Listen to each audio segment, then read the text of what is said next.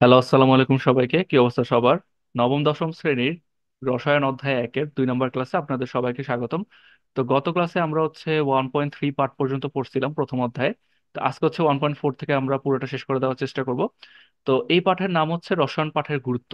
এই যে আমরা রসায়ন পড়তেছি, রসায়নটা কেন দরকার আমাদের সেটা জানা দরকার। যে ধরো তুমি সকালবেলা ঘুম থেকে উঠলা, ঘুম থেকে উঠে ব্রাশে একটু পেস্ট লাগিয়ে দাঁত মাজলা, ভালো কথা। তারপর বই নিয়ে পড়তে বসলা। পড়ার সময় মা তোমাকে চা আর বিস্কুট দিল, তুমি তা খেলা, খেয়ে গোসল করতে গেলা, গোসল করতে গিয়ে দেখলা তোমাদের বাথরুমটা একটু নোংরা হয়ে আছে। তাই তুমি টয়লেট ক্লিনার দিয়ে টয়লেটটা পরিষ্কার করলা। তো গোসল করার সময় ব্যবহার করলো সুগন্ধি একটা সাবান আর শ্যাম্পু। গোসল শেষে গায়ে একটু লোশন মেখে নিলা, তারপর সকালের নাস্তা সেরে সুন্দর মতো স্কুলে চলে গেলেন। স্কুলে যে শিক্ষক চক দিয়ে বোর্ডে লিখে তোমাদের পড়া বুঝিয়ে দিলেন। লক্ষ্য করো তুমি যে জিনিসগুলো ব্যবহার করছো, কি কি ব্যবহার করছো। Paste, brush, biscuit, toilet cleaner, সাবান, শ্যাম্পু, লোশন কিংবা চক সবই রসায়নের অবদান। এগুলো বানানো হয়েছে কি দিয়ে? বিভিন্ন মৌল, বিভিন্ন যৌগ দিয়ে কিন্তু এই উপাদানগুলো বানানো হয়েছে। এগুলো কিন্তু রেগুলার লাইফে কিন্তু আমরা ব্যবহার করতেছি। শুধু কি তাই, জমিকে উর্বর করার জন্য তৈরি করা হয়েছে কি সার। ক্ষেতের ফসল যেন পোকামাকড়ে নষ্ট না করে তার জন্য মানুষ তৈরি করছে কি কীটনাশক। তো খাদ্যকে দীর্ঘদিন সংরক্ষণ করার জন্য আমরা কি ইউজ করি? প্রিজারভেটিভ ইউজ করা হয়, যেটা একটা রাসায়নিক পদার্থ। অর্থাৎ চাষাবাদ কিংবা খাদ্যের জন্য আমরা রসায়নের উপর কিন্তু প্রত্যক্ষভাবে কিন্তু নির্ভরশীল। তারপর আজ কলেরা, টাইফয়েড, যক্ষ্মা ইত্যাদি মানুষের জন্য অতি সাধারণ চিকিৎসা যোগ্য কিন্তু একটা রোগ। এক সময় কিন্তু এই রোগে লক্ষ লক্ষ মানুষ মারা গেছে। তো সাম্প্রতিককালে করোনা ভয়াবহ থেকে আমরা মুক্তি পেয়েছি রসায়নের কল্যাণে। কিভাবে বলতে পারো? যে রসায়নের জ্ঞান ব্যবহার করে মানুষ এই সকল রোগের ওষুধ সফলতার সাথে আবিষ্কার করছে। এখন ওষুধের আবিষ্কার এমন পর্যায়ে চলে গেছে যে ক্যান্সারের মতো মরণব্যাধি থেকেও কিন্তু মানুষকে রক্ষা করা সম্ভব হচ্ছে। তো এটা প্রত্যেকটাই কিন্তু রসায়নের গুরুত্ব আছে।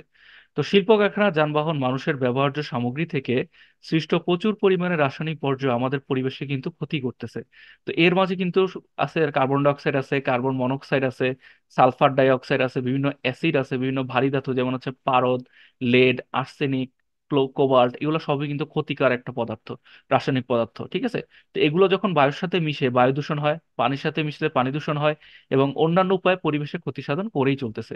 তো এগুলো বিভিন্ন উদ্ভিদ বা মাছের শরীরে প্রবেশ করে তাদের ক্ষতি সাধন করতেছে। আবার এই মাছগুলো আর উদ্ভিদগুলো আমরা খেয়ে আমরা নিজেরা ক্ষতিগ্রস্ত হচ্ছি। তো মূলত কিন্তু আমরাই মূলত দায়ী এই জিনিসগুলোর জন্য। কারণ আমরা কিন্তু বর্তমানে বিশ্বের দিকে যদি তাকান, দেখেন প্রচুর পরিমাণে কিন্তু দূষণের হার বেড়ে গেছে। তো এগুলোর পিছনে কিন্তু মূলত আমাদেরও কিন্তু হাত আছে। কারণ আমরা শিল্প কারখানায় এরকম বর্জ্যগুলা দেখা যাচ্ছে যত্রতত্র ফেলে দিচ্ছি, সেগুলো পানির সাথে মিশতেছে, বায়ুমণ্ডলের সাথে মিশতেছে। তো বিভিন্ন ক্ষেত্রে অতিরিক্ত রাসায়নিক দ্রব্য ব্যবহার করা আমাদের জন্য ক্ষতির কারণ হয়ে দাঁড়ায়।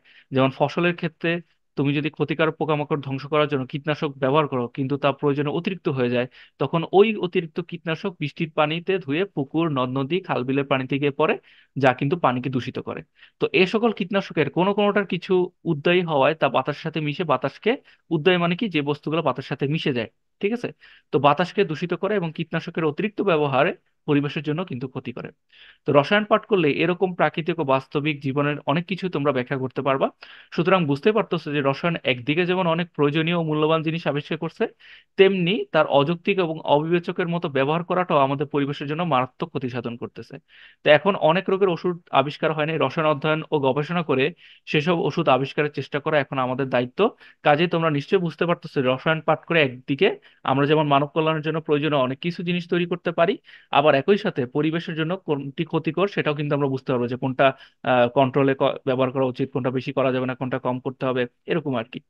তো আর তোমরা রসায়ন অধ্যয়ন করে এই পৃথিবীকে আরো এগিয়ে নিয়ে যাবে, এটাই তো তোমাদের সবার প্রত্যাশা। এখানে মূলত পয়েন্ট আকারে আপনার রসায়নের গুরুত্ব যদি পরীক্ষায় আসে পয়েন্ট আকারে দিতে পারেন, ঠিক আছে, যেগুলো আপনার উপকার দিক আছে, ক্ষতিকর দিক সব বলে দিবেন।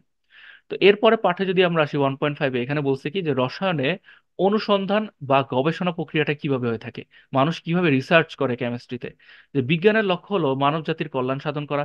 এই উদ্দেশ্যে বিজ্ঞানীরা নিরন্তর পরিশ্রম করে যাচ্ছেন। বিজ্ঞানীর নাম শুনতেই তোমরা নিশ্চয়ই আইনস্টাইন, নিউটন, আর্কিমিডিস, ল্যাভোইসিয়ে, গ্যালিলিও এরকম মহান মনীষীর কথা মনে পড়ে যায়। হ্যাঁ, তারা তো অবশ্যই মহাবিজ্ঞানী, তবে বিজ্ঞানী বলতে যা বোঝায় তাতে তোমরাও হতে পারো একজন বিজ্ঞানী, রিসার্চার কিন্তু তোমরাও হতে পারো।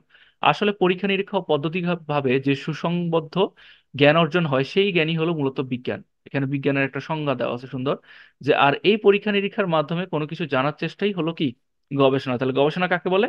যে আমরা কোনো কিছু পরীক্ষা নিরীক্ষার মাধ্যমে কোনো কিছু যখন জানার চেষ্টা করব, সেটাই হয়ে যাবে কি গবেষণা। তাহলে যে ব্যক্তি গবেষণা করে তাকে আমরা কি বলতে পারি? বিজ্ঞানী বলতে পারি। এখন আপনি যদি নতুন একটা জিনিস নিয়ে গবেষণা করেন, তাহলে আপনিও বিজ্ঞানী হতে পারেন।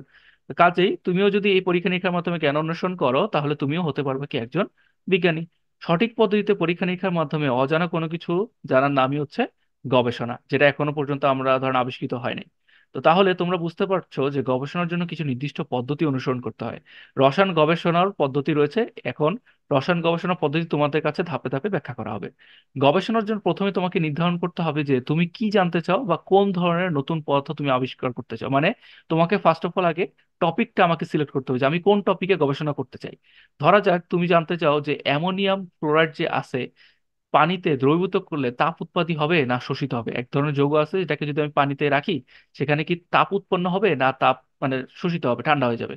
তো একে বলে বিষয় নির্বাচন। এই যে আমি যেটা বললাম টপিক সিলেকশন, আমি আগে টপিক সিলেক্ট করলাম যে আমি কোন বিষয়ে গবেষণা করব। তাহলে তোমাকে সবার আগে এই বিষয়ে কিছু বইপত্র পড়তে হবে, এবং এই ধরনের অন্য কোনো পরীক্ষা আগে করা হয়েছে কিনা এমন ধরনের গবেষণাপত্র ইন্টারনেট থেকে বা অন্য কোনো কোথাও সংগ্রহ করে তা থেকে তোমাদের ফলাফল সম্পর্কে আগে একটা অনুমান করে নিতে পারো। এখন কোথায় আমরা খুঁজবো ইন্টারনেটে? গুগল স্কলার নামের এক ধরনের ওয়েবসাইট আছে, যেখানে হচ্ছে পৃথিবীর ওয়ার্ল্ড ওয়াইড সবাই যেই টপিক আপনি খুঁজেন না কেন সব টপিকের গবেষণার লিস্ট ওখানে করা আছে। ঠিক আছে, ওখানে আগে কারা কারা কাজ করছে ওদের পেপারগুলো আপনারা দেখতে পারেন। ঠিক আছে। ধরো তুমি কোনো বই বা গবেষণাপত্র থেকে জানতে পেলে যে ক্যালসিয়াম অক্সাইড পানিতে দ্রবীভূত হলে তাপ নির্গত হয়, মানে কি তাপ বের হয়ে যায়। তুমি এই গবেষণাপত্র থেকে আরো জানতে পাইলা যে ক্যালসিয়াম অক্সাইড পানিতে দ্রবীভূত করার জন্য কি কি যন্ত্রপাতি, কোন কোন রাসায়নিক পদার্থ এবং কোন কোন প্রণালী ব্যবহার করা হয়েছে। প্রণালী মানে মেথড বা পদ্ধতি ব্যবহার করা হয়েছে। তো এই গবেষণাপত্র থেকে তুমি ধারণা পাবে যে তোমার পরীক্ষাটা মানে অ্যামোনিয়াম ক্লোরাইডকে পানিতে দ্রবীভূত করার জন্য তোমাকে কি কি যন্ত্রপাতি, কোন কোন রাসায়নিক পদার্থ ব্যবহার করতে হবে এবং কোন প্রণালী বা পদ্ধতি অনুসরণ করতে হবে। তো ক্যালসিয়াম অক্সাইডের পরীক্ষা থেকে তুমি মনে করলা যে অ্যামোনিয়াম ক্লোরাইডকে পানিতে দ্রবীভূত করলে তাপ উৎপন্ন হতে পারে, যে আমি অনেক জায়গায় ঘাটাঘাটি করে দেখলাম যে তাপ উৎপন্ন হওয়ার চান্স আছে। অর্থাৎ তুমি ফলাফল সম্পর্কে আগে একটা অনুমান করতে পারলা যে আগে হয়তো অনেকে কাজ করছে এটা নিয়ে। ঠিক আছে। তো ক্যালসিয়াম অক্সাইডের পরীক্ষা থেকে তুমি ধারণা পেয়েছো যে তোমার এই পরীক্ষাটা করতে বিকার, পানি, অ্যামোনিয়াম ক্লোরাইড, থার্মোমিটার, কাঁচের তৈরি রড, ব্যালেন্স ইত্যাদি জিনিস লাগবে। এখন পরীক্ষাটা সম্পন্ন করার জন্য প্রথমে বিকারে পানি নিতে হবে, এরপর থার্মোমিটার দিয়ে পানির তাপমাত্রা মাপতে হবে, তারপর সঠিকভাবে ওজন করে অ্যামোনিয়াম ক্লোরাইড বিকারের পানিতে যোগ করতে হবে এবং কাঁচের রড দিয়ে সেটুকু কি নেড়ে দ্রবীভূত করতে হবে। তো এই সময়ের মধ্যে বারবার থার্মোমিটার সাহায্যে পানির তাপমাত্রা দেখে নিতে হবে যে আমার কি টেম্পারেচার বাড়তেছে নাকি কমতেছে। তো এইভাবে তোমার পরীক্ষাটা সম্পন্ন করতে হবে। এবার শুরু হবে তোমার পরীক্ষণ। যেমন দেখেন 0 গ্রাম যখন দ্রবীভূত করা হয় না, তখন ধরেন পানির তাপমাত্রা ছিল 25 ডিগ্রি সেলসিয়াস। যখন 5 গ্রাম অ্যাড করা হলো তখন হলো 20। যখন আরো কিছু অ্যাড করা হলো তখন 15 হলো, আরো অ্যাড করার পর 10 হলো। তার মানে এখান থেকে আপনারা কি বুঝতেছেন? তাপমাত্রা কমতেছে না। ঠিক আছে। তো এখানে তাপমাত্রা কি উৎপন্ন হচ্ছে না। তো তোমার পরীক্ষা সম্পন্ন করার জন্য একটা বিকারে 250 ml পানি নিয়ে তাপমাত্রা থার্মোমিটার মেপে নাও, ধরো এর 25 ডিগ্রি। তুমি এখন তোমার খাতায় লিখে রাখো এটা। এবার ব্যালেন্সের সাহায্যে 5 গ্রাম অ্যামোনিয়াম ক্লোরাইড মেপে দেখো, বিকারে পানিতে নাও, কাচদণ্ড দিয়ে নেড়ে নেড়ে অ্যামোনিয়াম ক্লোরাইড দ্রবীভূত করো। দ্রবীভূত করা হওয়ার সঙ্গে সঙ্গে থার্মোমিটার দিয়ে আবার তাপমাত্রাটা মেপে দেখো। যখনই গুলে যাবে, দ্রবীভূত মানে কি কোনো কিছু গুলে যাওয়া, পানির সাথে গুলে যাওয়ার পরে সাথে সাথে তাপমাত্রা মেপে দেখলেন সেটা 20 ডিগ্রি হয়ে গেল। ব্যালেন্সের সাথে আবার 5 গ্রাম অ্যামোনিয়াম যোগ করছেন, সেম ভাবে করার পর দেখলেন যে আপনার হইলো কত, 10 গ্রামে। এরপর আমরা 10 গ্রাম অ্যাড করছি, এরপর 15 গ্রাম অ্যাড করছি, এবং করে করে আমরা অ্যান্সার গুলা খাতায় গুলা লিখে রাখতেছি। তো তাপমাত্রা হলো 10 ডিগ্রি। তো প্রতি ধাপে প্রাপ্ত তথ্য খাতায় লিখে রাখো এবং প্রাপ্ত তথ্যগুলো বিশ্লেষণের জন্য একটা তালিকা লিপিবদ্ধ করো টেবিল আকারে। তথ্যগুলো এই যে কেমন হতে পারে, এখানে টেবিলে যে উপরে টেবিলে দেওয়া আছে। তো 1.0 নং টেবিলে তথ্যগুলো বিশ্লেষণ করলে দেখতে পাবো যে দ্রবণে অ্যামোনিয়াম ক্লোরাইড যত বেশি পরিমাণে দ্রবীভূত হচ্ছে, দ্রবণের তাপমাত্রা তত কমে যাচ্ছে। তো এ থেকে তুমি সিদ্ধান্ত নিতে পারো যেহেতু পানিতে অ্যামোনিয়াম ক্লোরাইড দ্রবীভূত করলে দ্রবণের তাপমাত্রা হ্রাস পাচ্ছে, তাই এখানে অ্যামোনিয়াম ক্লোরাইড পানি থেকে তাপ শোষণ করে দ্রবীভূত হচ্ছে, মানে ও শুষে নিচ্ছে। তাহলে অর্থাৎ ফলাফল এই যে অ্যামোনিয়াম ক্লোরাইডকে পানিতে দ্রবীভূত করলে তাপ কি হয়, শোষিত হয় না। আমরা কিন্তু আগে একটা অনুমান করছিলাম তাপ উৎপন্ন হয়, কিন্তু পরীক্ষা করার পর দেখলাম যে না, এটা হচ্ছে কি হয়, তাপ শোষিত হয়। তো উপরে পরীক্ষা সম্পন্ন করলে তুমি যে সকল ধাপ অনুসরণ করলা সেগুলোকে বলা হয় ফ্লো চার্ট। যে আমরা কোনটার পর কোন কাজটা করব সেটাকে বলতেছে ফ্লো চার্ট। এখানে কিন্তু একটা ফ্লো চার্ট দেওয়া আছে, এই ফ্লো চার্টটা আপনি একটু মনে রাখার চেষ্টা করবেন, যে আপনাকে গবেষণা পদ্ধতির যে ধাপগুলো সেগুলো পরীক্ষা আসতে পারে। যে প্রথম ধাপ কি? প্রথম ধাপ হচ্ছে আমাদের বিষয়বস্তু নির্ধারণ করতে হবে। তারপরে সেই বিষয়বস্তুর উপর বই বা পূর্বের গবেষণাপত্রের সাহায্যে বিষয়বস্তু সম্পর্কে কিছু ধারণা নেওয়া, যে বিষয় নিয়ে আমি কাজ করতে চাচ্ছি সেটা নিয়ে একটু ধারণা অর্জন করা।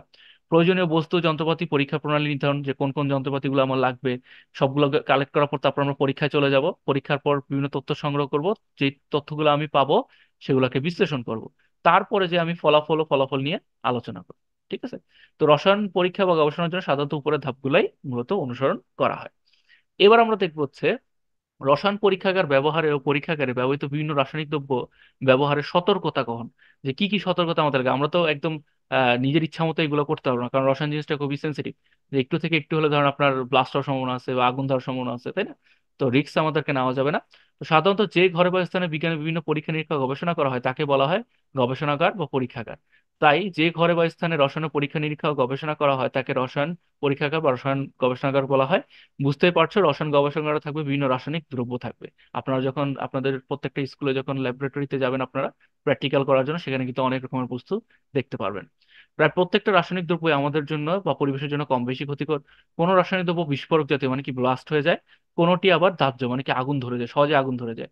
কোনোটি আমাদের শরীরে সরাসরি ক্ষতি করে, আবার কোনোটি পরিবেশের ক্ষতি করে।